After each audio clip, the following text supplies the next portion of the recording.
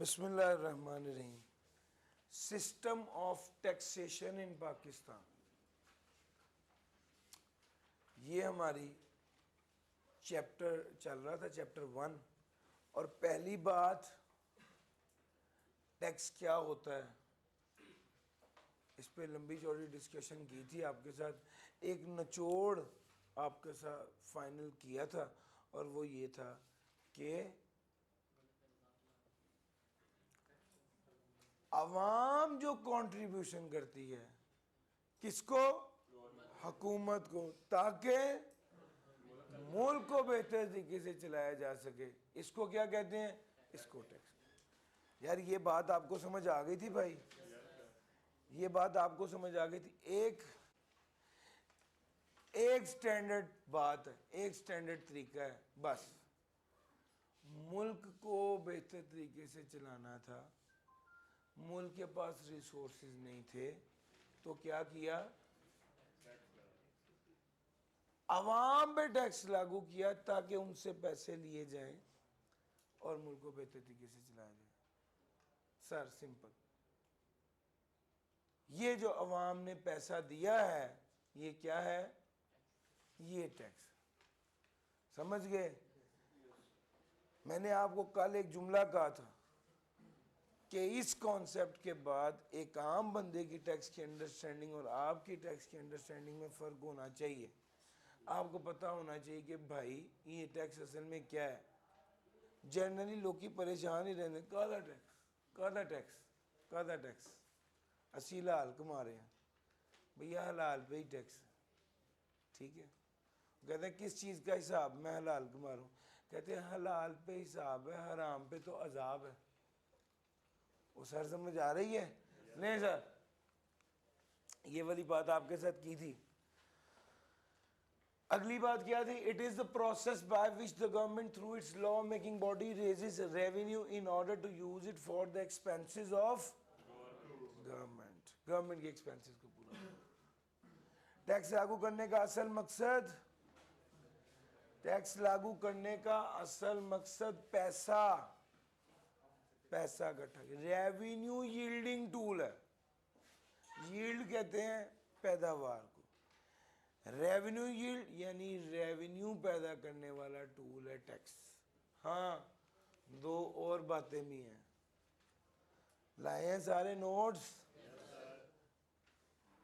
जब पढ़ाया था उस वक्त भी मकसद आपसे फाइन लेना नहीं था, लेकिन एक फील देना था, फील देना था कि यार अपनी बात मनवाने के लिए बाजों का टैक्स लागू किया जाता। और अगला क्या था, अमीर से टैक्स वसूल करना और गरीब पर खर्च करना।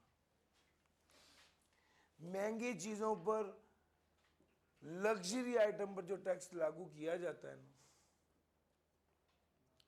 जो बनती भी पाकिस्तान के अंदर ही है, उसका मेन मकसद फेयर डिस्ट्रीब्यूशन ऑफ वेल्थ होता है। हाँ, जो इंपोर्ट होती हैं उसका मकसद इंपोर्ट को डिस्करेज करना होता है। लो सर, टैक्स का लागू करने का एक मोटा अहम मकसद तो था पैसा। हाँ, इसके अलावा सोशल और इकोनॉमिक डेवलपमेंट भी मकसद होता है। कैसे हासिल करते हैं हम सोशल और इकोनॉमिक डेवलपमेंट? हमने कहा पहला काम ये करें, कमज़ोर एंटरप्राइज को क्या कर दें, टैक्स एग्जेम्पशन, टैक्स छोड़ दें, टैक्स माफ़ कर दें। मैंने कल के लेक्चर में आपको एक जगह टैक्स एग्जेम्पशन पढ़ाया और एक जगह टैक्स क्रेडिट पढ़ाया। टैक्स एग्जेम्पशन होते हैं टैक्स की माफ़ी, ज़ीरो, वो टैक्स एग्जेम्पशन। टैक्स क्रेडिट का क्या मतलब है, डिस्काउंट। वो समझ आ रहा है? टैक्स में तो भाई टैक्स एग्जेम्पशन का मतलब है टैक्स माफ हो गया। To protect local industry against foreign competition by increasing local import tax. Local industry को प्रोटेक्ट करें, कैसे, फॉरेन कंपटीशन से, क्या करके, इंपोर्ट्स पे टैक्स लगा। as a bargaining tool in trade negotiation with other countries, as a bargaining tool in trade negotiation with other countries। Sir मैंने आपको लोकल इंडस्ट्री को प्रोटेक्ट करने के लिए जो मिसाल दी थी वो इस रिमोट की दी थी, याद है? और चाइना से सस्ता आ रहा था, पाकिस्तान में महंगा बन रहा था, और मैंने कहा था कि हम अपनी इंडस्ट्री को प्रोटेक्ट करेंगे, जो चाइना से इंपोर्ट कर रहा है उस पर ज्यादा टैक्स लागू हो जाए। यही बात हुई थी। फिर उसके बाद हमने कहा था as a bargaining tool in trade negotiation with other countries, USA वालों ने टी शर्ट बनवानी थी, याद है? सर जी मेरे साथ चल रहे हैं? जी सर, यूएसए वालों ने क्या बनानी थी? टी शर्ट बनवानी थी। तो हमने क्या किया था, हमने कहा था यार अगर अगर कुछ टैक्स एफबीआर वाले माफ कर दे तो हम ये ऑर्डर विन कर सकते हैं, और हम बांग्लादेश की मुकाबले में ज़्यादा सस्ते होकर ये ऑर्डर विन कर सकते हैं। सर वो था तो टैक्स को माफ़ किया था, और हमने वो वाली बिड विन कर ली थी, वो वाला ऑर्डर जीत लिया था। ज़ाहिरी बात है उससे क्या होगा, दूसरी कंट्रीज़ के साथ जब हम बात कर रहे हैं, बार्गेन कर रहे हैं, तो टैक्स को एज ए टूल इस्तेमाल किया जाता है कि टैक्स माफ, गवर्नमेंट टैक्स माफ़ कर देती है ताकि आप वो वाली डील, वो वाला कॉन्ट्रैक्ट, वो वाली ऑफर हासिल कर लें। समझ गए सर? आगे चलते हैं। Counter the effect of inflation, जितने से कीमत बढ़ी उतने से टैक्स कम कर दो ताकि इन्फ्लेशन का इफेक्ट अवाम तक ना जाए। पेट्रोल की एग्जांपल दी थी मैंने कल, याद है? पेट्रोल की कीमत बढ़ गई, आपने कहा पेट्रोल की कीमत 20 रुपए से बढ़ी है तो पेट्रोल का टैक्स 20 रुपए से to reduce inequalities in the distribution of wealth, to reduce inequalities in the distribution of wealth. ये sir fair distribution of wealth ही है। अमीर से टैक्स वसूल करना और गरीब पर लगाना ताकि इनइक्वालिटीज क्या हो जाए, कम हो जाए। टू प्रमोट साइंस एंड, जिस चीज को गवर्नमेंट एनकरेज करना चाहती है उसमें टैक्स माफ कर देती है। साइंस को, इन्वेंशन को, एजुकेशनल एक्टिविटीज को, maintain and improve efficiency of local force, ये सारे वो काम है जिसको गवर्नमेंट प्रमोट करना चाहती है, गवर्नमेंट इस पे टैक्स माफ कर देती है। पता है गवर्नमेंट कैसे प्रमोट करती है? सर गवर्नमेंट प्रमोट कैसे करती है? To promote science and invention, financial education activities और maintain and improve efficiency of local forces. Government for example ये maintain and improve efficiency of local forces से क्या मुराद है? सर ट्रेनिंग देना, ट्रेनिंग देना लोगों को, इससे क्या होगा, उनकी एफिशिएंसी बेहतर होगी। एफिशिएंसी बेहतर होगी, गवर्नमेंट चाहती है लोगों की एफिशिएंसी बेहतर हो, लोग ज़्यादा बेहतर काम करें, अल्टीमेटली इससे ओवरऑल मुल्क का फ़ायदा है। तो सर गवर्नमेंट इस चीज़ को प्रमोट करती है। मुल्तान में चीनी की कीमत ज़्यादा थी, लाहौर में चीनी की कीमत कम थी, दोनों शहरों की आपस में क्या चल रही थी, डिस्क्रिमिनेशन, प्राइस डिस्क्रिमिनेशन थी। तो गवर्नमेंट ने इस मसले को कैसे हल किया था? मुल्तान में टैक्स कम कर दिया तो दोनों की कीमत क्या हो गई थी, बराबर। डिस्करेज, सर जी सिगरेट, तंबाकू, ये वाली चीज़ें, पान, ये कुछ ऐसी चीज़ें हैं कि ये किसी तौर पे भी माशरे के लिए फ़ायदेमंद नहीं है। तो क्या किया फिर, उसको क्या कर दिया था सर, डिस्करेज किया। कैसे?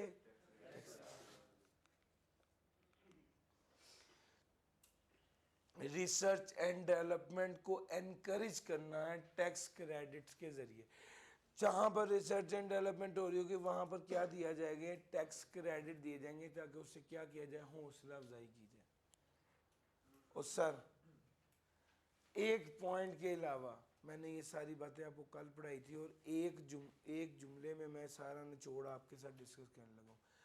गवर्नमेंट जिस चीज़ के बारे में चाहती है कि उसे प्रमोट करे, उस पर यहाँ टैक्स माफ कर देती है, यहाँ टैक्स कम कर देती है।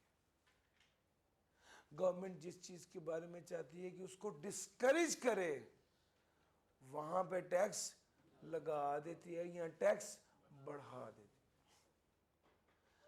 और कभी अपनी इंडस्ट्री को बचाने के लिए इंपोर्ट पे टैक्स लागू करते हैं, कभी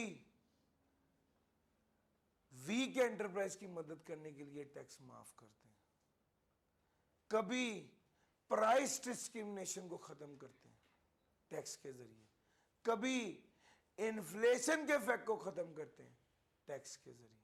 यार मेरा पॉइंट समझ आ रहा है? ये सारी बातें आपके साथ मैं 2-3 बार कर चुका हूँ। एक आखिरी बात रह गई, वो है डॉक्यूमेंटेशन ऑफ इकोनॉमी। और डॉक्यूमेंटेशन ऑफ इकोनॉमी क्या है? डॉक्यूमेंटेशन ऑफ इकोनॉमी क्या है? यानी इकोनॉमी को डॉक्यूमेंट करना कैसे करेंगे? इकोनॉमी को डॉक्यूमेंट कैसे किया जाएगा? तो इसका तरीका ये है जी, इकोनॉमी को डॉक्यूमेंट कैसे किया जाएगा? असल में गवर्नमेंट को ज़्यादा मसला ये आता है किसी भी मुल्क को कि ट्रांजैक्शन करें और उसका किसी को बताएं ना, पता ही ना चले। मेरी सैलरी फॉर एग्जांपल 1 लाख है, मैं SBI से कैश में 1 लाख ले लेता हूँ, और मेरे पास एक बंदा काम करता है, उसकी सैलरी 50,000 है, तो वो मुझसे 50,000 रुपये कैश में लेता है। वो उसके पास एक बंदा काम करता है, उसकी सैलरी 5,000 है, और वो भी उसको 5,000 कैश में देता है। अब ये सारा प्रोसेस चल रहा है कैश में। FBR को पता है? FBR को कोई बताता ही नहीं। जब FBR को नहीं पता चलेगा, गवर्नमेंट के रिकॉर्ड में ये चीज नहीं आएगी, तो टैक्स कहां से लगना? नहीं लगना। अब गवर्नमेंट चाहती है कि ये सारी ट्रांजैक्शन रिकॉर्ड हो, डॉक्यूमेंट हो। तो गवर्नमेंट चाहती है कि ये ट्रांजैक्शन सारी डॉक्यूमेंट हो। आपकी शालमी में आजम मार्केट में 4-4 करोड़ रुपए की कैश सेल होती है। अभी रिसेंटली मेरे घर कल या परसों मैं फेसबुक देख रहा था, तो उस पर एक आजम मार्केट की दुकान पे डाका पड़ गया और 3,70,00,000 रुपए कैश वो ले गए। ये क्या है?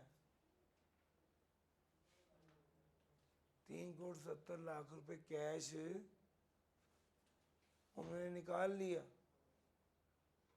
ये जो इतना कैश था, ये कहाँ से आया? जब उस बंदे की रिटर्न देखेंगे तो पता है रिटर्न में क्या शो हो रहा होगा?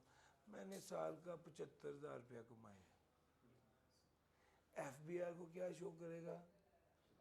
मैंने 75,000 कमाया। कमाया कितना है? 7 करोड़ रुपया कमाया। कैसे होता है ये होता कैसे है? साइंस क्या है? साइंस सिंपल है। मैंने 100 रुपए की एक चीज खरीदी, मैंने 300 रुपए की बेच दी। जो मैंने खरीदी है उसका भी FBR को नहीं बताया, जो मैंने बेची है उसका भी FBR को नहीं बताया। ट्रांजैक्शन कैश में हो रही है,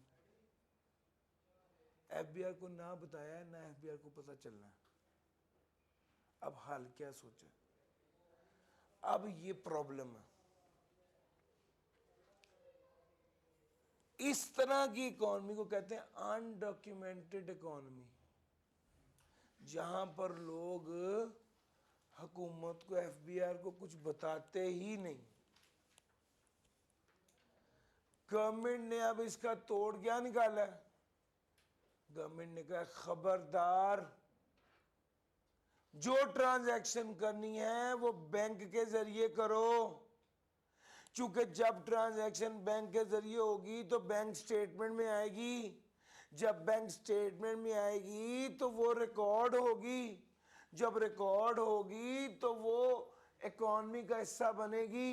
यार मेरा पॉइंट समझ आ रहा है? उसके बाद में उसके बारे में पूछा जा सकता है, मेरे पास 5 करोड़ रुपया इन हुआ है अकाउंट में, 4 करोड़ रुपया मैंने पे किया है, एफबीआर को मैं नहीं बताता, एफबीआर वाले स्टेटमेंट देख के पूछेंगे भाईजान ये 5 करोड़ कहां से आया? यार मेरा पॉइंट समझ आ रहा है? ये 5 करोड़ कहां से आया? एफबीआर वाले मुझसे पूछेंगे ये 5 करोड़ कहां से आया? मैं छुपा सकता हूं? बैंक स्टेटमेंट है, बैंक स्टेटमेंट एफबीआर। आप याद रखिए, जिस बैंक में भी आप अकाउंट खुलाते हैं वो आपको एक टर्म्स एंड कंडीशन वाला पेपर देते हैं, उस टर्म्स एंड कंडीशन में बड़ा क्लियरली लिखा होता है हुकूमत का कोई इदारा आपके अकाउंट के बारे में जो इन्फॉर्मेशन भी हमसे तलब करेगा हम उसे देंगे। तो मैं जो कैश में कर रहा था वो तो मैं किसी को नहीं बताता था, लेकिन जो मैं बैंकिंग चैनल के जरिए कर रहा हूं वो तो मैं छुपा ही नहीं सकता।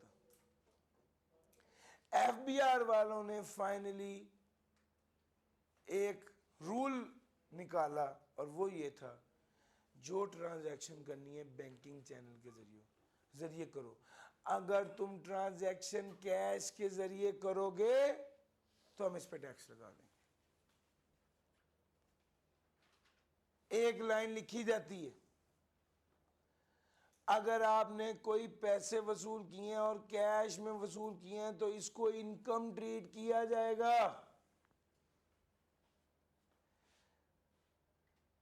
क्यों? Documentation of economy. Documentation of economy का रूल कहता है कि इकोनॉमी डॉक्यूमेंटेड होनी चाहिए, ट्रांजैक्शन बैंकिंग चैनल के जरिए होनी चाहिए। लेकिन अगर आप कोई ट्रांजैक्शन कर रहे हैं और वो कैश में कर रहे हैं तो टैक्स वाले इसको इनकम तस्वुर करेंगे और इस पर टैक्स लगा देंगे। क्यों? रूल क्या है? रूल ये है कि जितनी ट्रांजैक्शन करो बैंकिंग चैनल के जरिए करो। अगर आपने कैश में ट्रांजैक्शन की तो क्या किया जाएगा? इसको इनकम ट्रीट किया जाएगा और उस पे टैक्स लगेगा।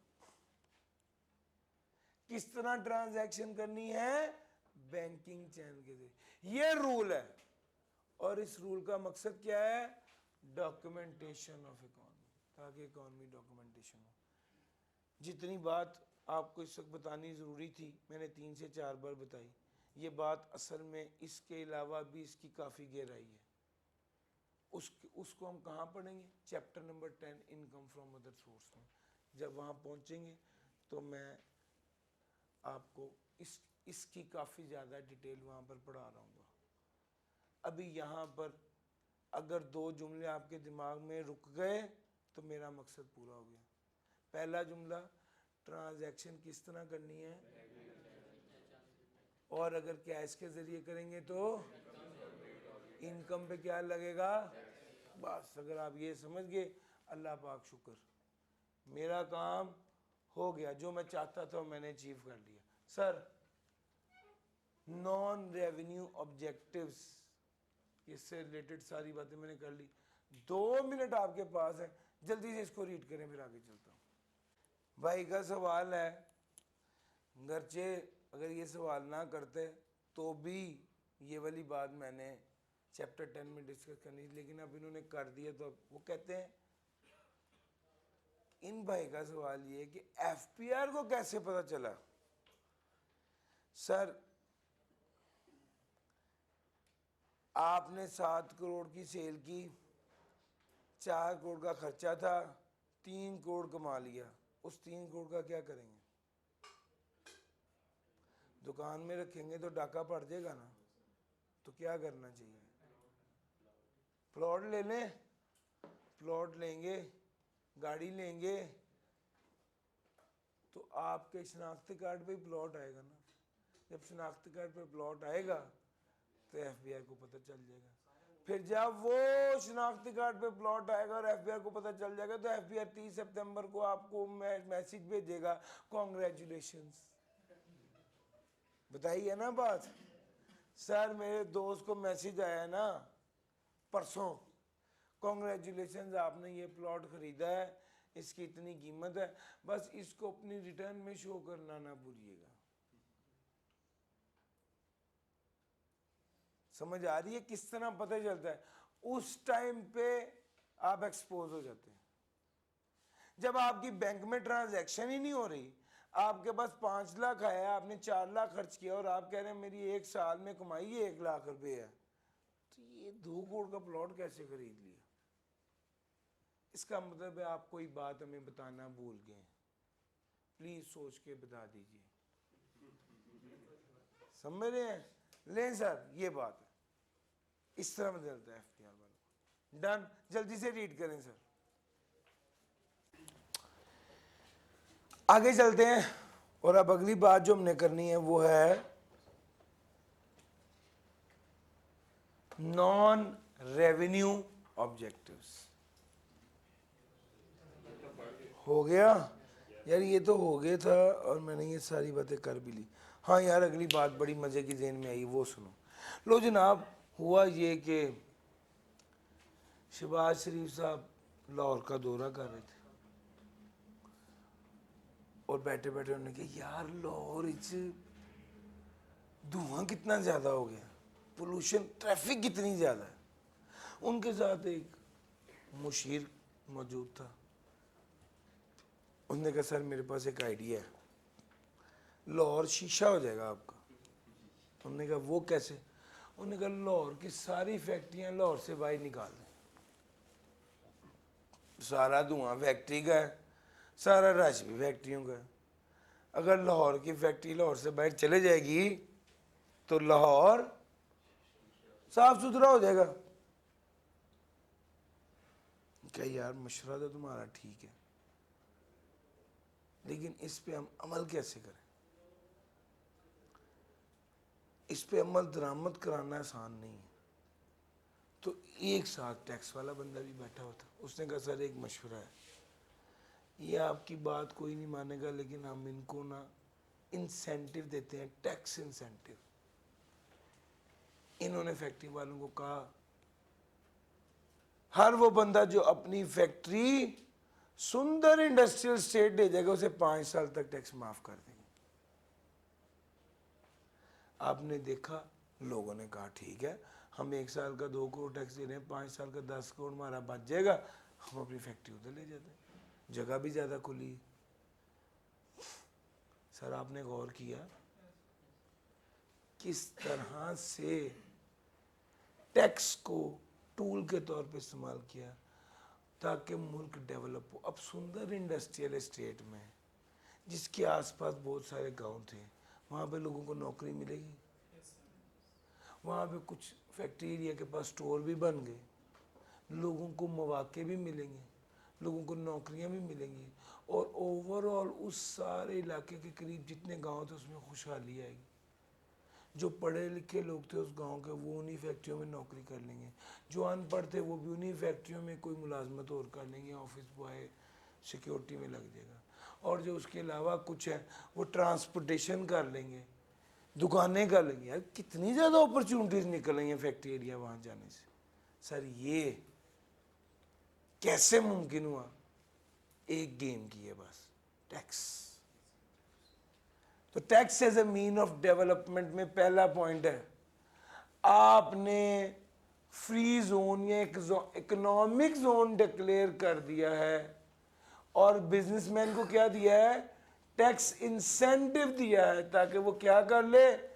बिजनेस एस्टेब्लिश करे अंडर डेवलप्ड एरिया में, जिससे अंडर डेवलप्ड एरिया में क्या आएगा? एम्प्लॉयमेंट, अपॉर्चुनिटीज और ओवरऑल प्रॉस्पेरिटी। सर ये पहला पॉइंट है, tax as a mean of development में पहला पॉइंट। दूसरा पॉइंट, अमीर आदमी पे ज़्यादा टैक्स लगाएं, गरीब आदमी का कम टैक्स लगाएं ताकि हमें ज़्यादा टैक्स इकट्ठा हो। तीसरा पॉइंट, लग्जरी आइटम पर ज़्यादा टैक्स लगाएं, लग्जरी आइटम की इंपोर्ट पर ज़्यादा टैक्स लगाएं, और वो आइटम जो ऑलरेडी पाकिस्तान में बन रही है, यार ये रिमोट वाली बात याद आ रही है, उस पर ज़्यादा टैक्स लगाएं।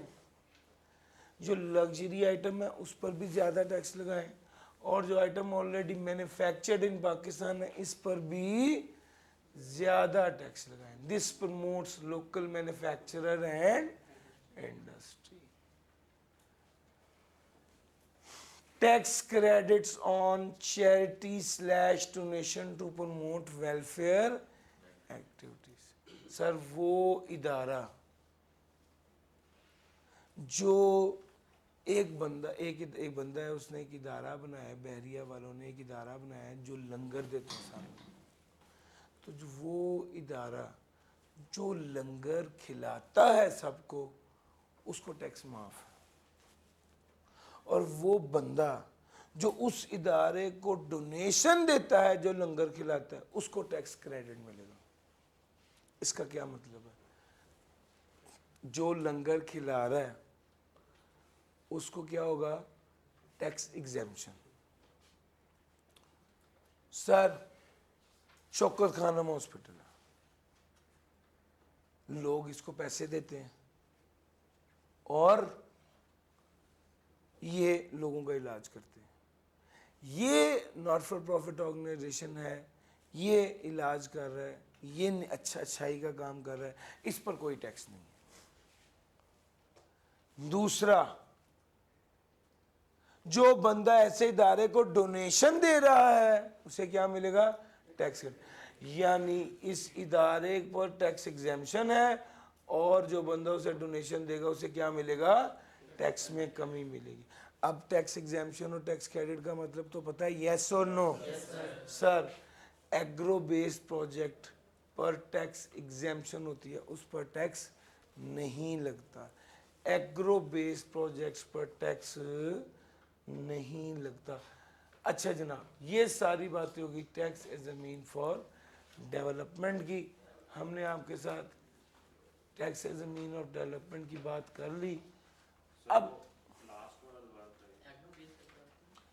सर जी आपने बाग बनाया आमों का, तो ये एग्रो बेस्ड प्रोजेक्ट। आपने अपना कोई ऐसा प्रोजेक्ट बनाया जिसका ताल्लुक एग्रीकल्चर से है, फसल उगा ली है, गंदम है, चावल है, कुछ भी सब्जी फल, एग्रीकल्चरल बेस्ड जो काम आप प्रोजेक्ट कर रहे हैं उस पर टैक्स एग्जेम्पशन मिलेगी।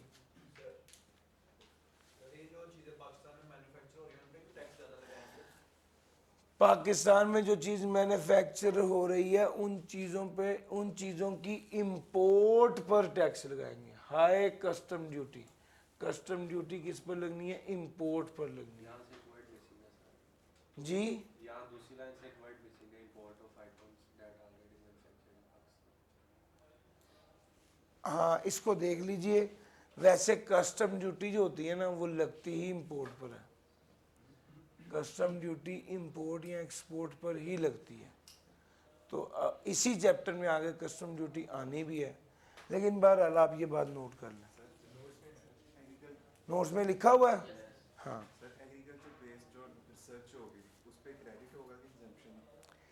एग्रीकल्चर बेस्ड रिसर्च होगी। सर जी देखिए, रिसर्च पर आपको टैक्स क्रेडिट मिलता है, और एग्रीकल्चर सर असल में देखें, एक चीज़ को अंडरस्टैंड करें। एग्जेम्पशन मिलने का मतलब है कि जो कमाई की है उस पर टैक्स ना देना, यानी एग्जेम्पशन इनकम पे लगनी है और क्रेडिट खर्चे पर मिलना है। आपने कोई खर्चा किया, उस पर टैक्स वालों ने आपको उस खर्चे की वजह से कुछ टैक्स माफ कर दिए, और एग्जेम्पशन किस पर मिलनी है? इनकम पर मिलनी। इनकम पर एग्जेम्पशन मिलनी है। क्रेडिट जो है वो इदारा जो लंगर खिला रहा है उसकी अगर कोई इनकम है तो उस पर टैक्स नहीं लगेगा, उस पर टैक्स एग्जेम्पशन है। वो इदारा जो डोनेशन दे रहा है, वो बंदा जो ये खर्चा कर रहा है ना, इसको टैक्स क्रेडिट मिलेगा। ये पैसा इसके पास आ रहा है, इसको टैक्स एग्जेम्पशन मिलेगी। और दोनों की नेचर फर्क है। एक तरफ इनकम है तो उस पर टैक्स एग्जेम्पशन है, एक तरफ खर्चा है तो उस पर उसकी वजह से टैक्स क्रेडिट मिलता है। लो सर जी सर। जैसे हम छोटी छोटी डोनेशन करते हैं, मतलब इतने बड़े लेवल पर नहीं करते, तो गवर्नमेंट को कैसे पता लगेगा कि हमने की है और वो हमें टैक्स क्रेडिट करेंगे? बहुत अच्छी बात है। इसका जवाब ये है कि भाईजान आप जो छोटी डोनेशन करते हैं, आपने भी 10 रुपये जो सदका दिया, आप तो कहेंगे इस पर भी मुझे टैक्स क्रेडिट मिले, लेकिन ऐसा होता नहीं है। ये टैक्स क्रेडिट कब मिलना है? ये टैक्स क्रेडिट सिर्फ उन इदारों को डोनेशन देने पर मिलता है जो रिकग्नाइज्ड होते हैं। टैक्स एग्जेम्पशन और टैक्स क्रेडिट्स, इसके वाले से बड़ी लंबी डिस्कशन होनी है चैप्टर नंबर 11 में। अगर आप इसके साथ छोटा सा लिख लें चैप्टर नंबर 11, तो आपको याद रहेगा कि अच्छा चैप्टर 11 में मैंने ये सारी बातें पढ़नी है। और वहाँ पर अगर ये सारी बातें ना हुई तो आप मुझसे पूछ सकते हैं कि सर आप तो कह रहे थे चैप्टर 11 में होनी है। रेफरेंस E1 का मतलब है कि E1 आपके नोट्स में एंड पर एग्जाम्पल्स हैं। उसमें एक एग्जाम्पल है E1। E1 इस टॉपिक से रिलेटेड एग्जाम्पल है। E1 यहाँ पे आपके पास, वो इस टॉपिक से रिलेटेड। सर जी अभी वापस आ जाएं, अभी एग्जाम्पल नहीं करा रहा, बाद में कराऊंगा। एग्जाम्पल और पास पेपर साथ कराऊंगा।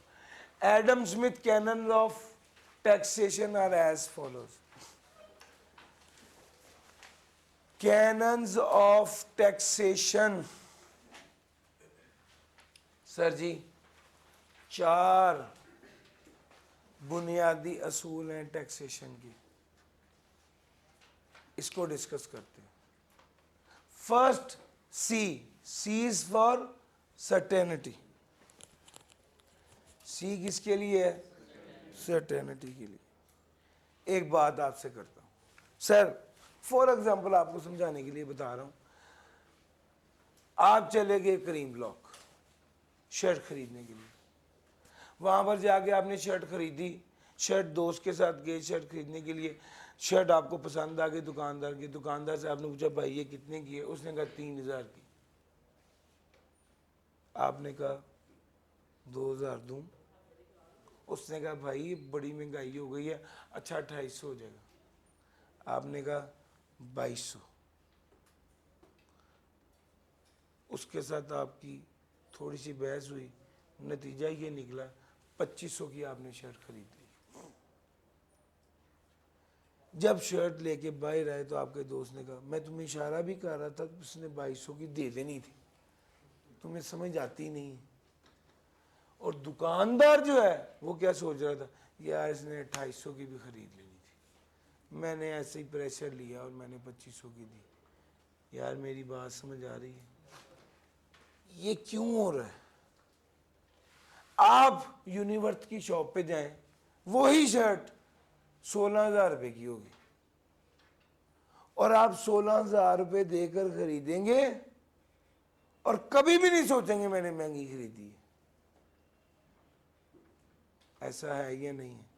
सर पता है ऐसा क्यों है? ये इसलिए है चूंकि सर्टेनिटी है।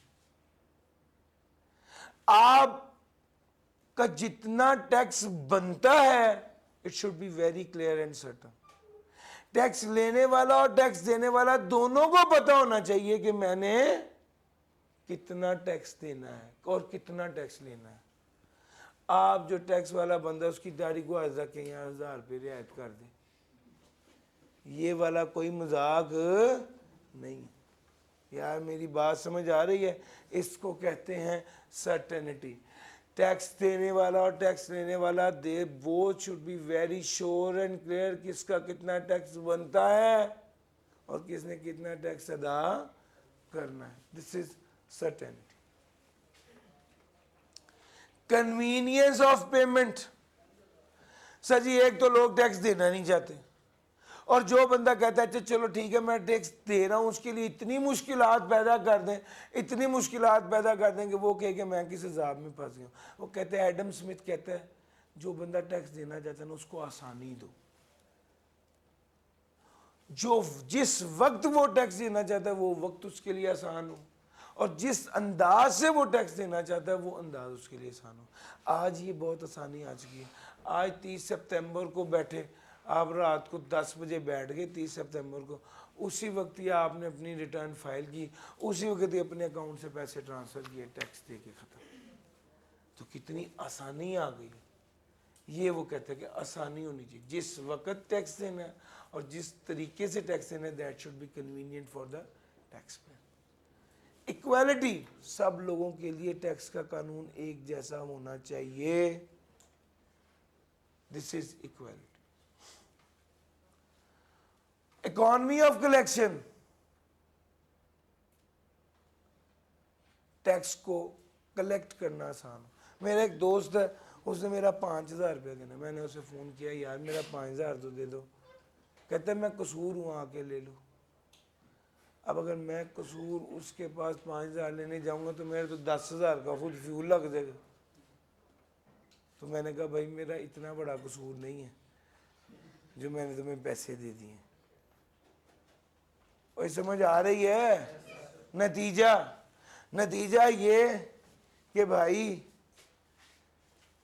टैक्स को कलेक्ट करना इतना महंगा ना हो जाए कि टैक्स की कलेक्शन ही डिस्करेज हो जाए।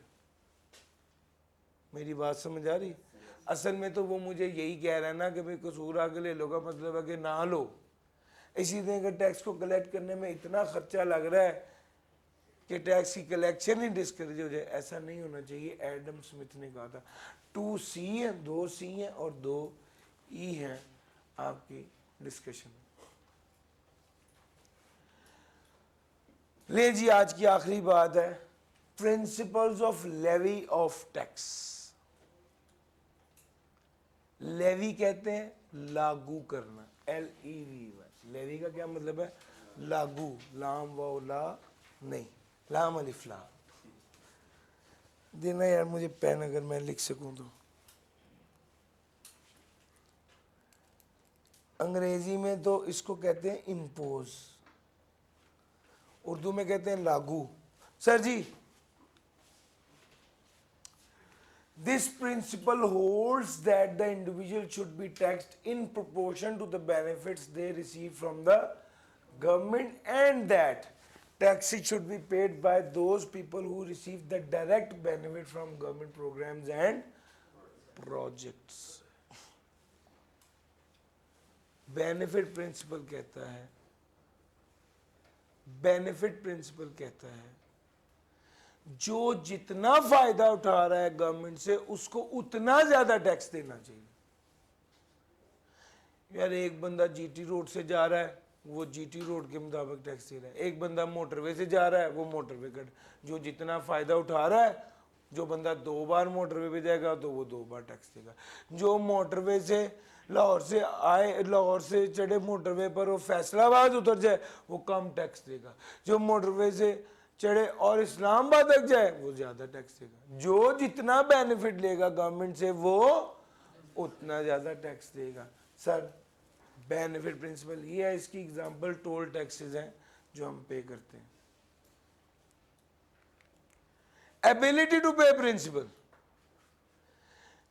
वो कहते हैं भाई जिसकी जितनी पसली है ना वो उतना टैक्स देगा, जिसकी जितनी हैसियत है ना वो उतना टैक्स देगा। अमीर आदमी 10 करोड़ कमाता है वो 3 करोड़ टैक्स देगा। गरीब आदमी 10 लाख कमा रहा है वो उसमें से 1 लाख टैक्स देगा। यानी अमीर आदमी ज्यादा परसेंट टैक्स देगा क्योंकि उसकी पसली ज्यादा है, उसकी एबिलिटी टू पे ज्यादा है। तो भैया एबिलिटी टू पे ज्यादा का क्या मतलब है? जिसकी जितनी हैसियत है वो उतने ज्यादा परसेंट टैक्स देगा। दिस इज एबिलिटी टू पे प्रिंसिपल। जी सर। जी मुख्तलिफ असूल है, अभी अगली बात मैं भी यही करने लगा। एबिलिटी टू पे क्या कहते हैं? जिसकी जितनी हैसियत है वो उतना ज्यादा टैक्स दे। इक्वल डिस्ट्रीब्यूशन के प्रिंसिपल कहता है नहीं, सब लोगों पे एक फिक्स परसेंटेज पे टैक्स होना चाहिए। हर बंदा 10% टैक्स दे, जो 10 लाख कमा रहा है वो 1 लाख टैक्स दे, जो 10 करोड़ कमा रहा है वो 1 करोड़ टैक्स दे। मुख्तलिफ असूल है ना, मुख्तलिफ असूल है। तो जो 10 करोड़ कमा रहा है वो 1 करोड़ टैक्स दे, जो 10 लाख कमा रहा है वो 1 लाख टैक्स, जो 10 लाख कमा रहा है वो 1 लाख, जो 10,000 कमा रहा है वो 1,000 टैक्स दे। ये क्या है? ये इक्वल डिस्ट्रीब्यूशन में, इक्वल डिस्ट्रीब्यूशन प्रिंसिपल को कहते हैं प्रोपोर्शनल टैक्स, फिक्स परसेंटेज। जबकि एबिलिटी टू पे कहते हैं प्रोग्रेसिव टैक्स, यानी इनकम बढ़ेगी तो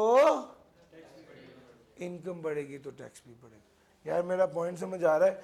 यहां तक मैंने आज आपको पढ़ाया है, यहां तक इसको आपने कवर करना है। इंशाल्लाह कल आगे चलते हैं। कोई सवाल है बताइए।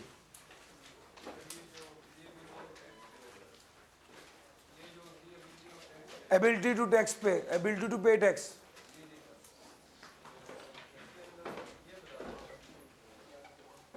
जिसकी हैसियत जितनी ज्यादा है वो इतना ज्यादा टैक्स देगा। भैया आप रिकॉर्ड कर रहे हैं? कल इसकी न्यूमेरिकल प्रेजेंटेशन होगी आपके सामने, एबिलिटी टू पे टैक्स की। ये देखो, ये मैं सारा अमाउंट फिगर्स के साथ सारा बताऊंगा। ये देखो, ये एबिलिटी टू पे टैक्स है, ये इक्वल डिस्ट्रीब्यूशन फिगर्स के साथ सारा बताऊंगा कल के दिन।